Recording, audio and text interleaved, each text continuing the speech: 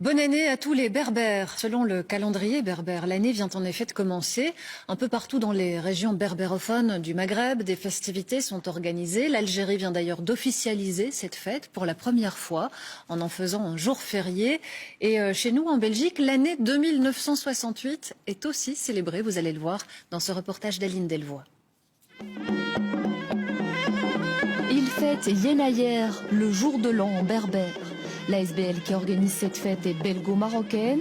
On retrouve donc ici essentiellement des berbères d'origine marocaine.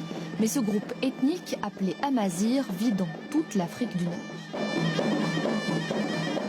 La culture amazigh, c'est une culture ouverte. Déjà, elle a vécu depuis des millénaires avec la communauté juive, avec la communauté chrétienne, avec la communauté arabe, musulmane. C'est une communauté ouverte qui accueille tout étranger à bras ouverts.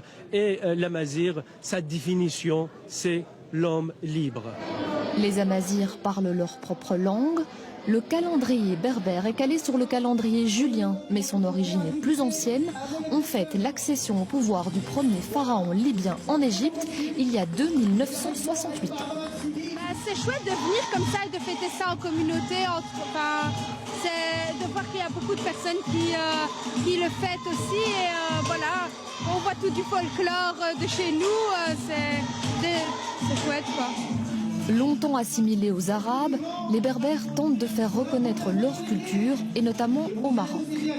La dernière constitution de 2011 a consacré la culture amazigh et la langue amazigh comme une langue nationale. Aujourd'hui, la langue amazigh est enseignée au niveau d'un certain nombre de niveaux, mais aussi on est en train de voir comment intégrer cette langue dans la vie quotidienne. Pourtant, de nombreux Amazirs considèrent que leur culture n'est pas suffisamment reconnue, voire bafouée.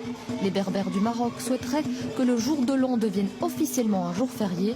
En Algérie, c'est le cas cette année pour la première fois.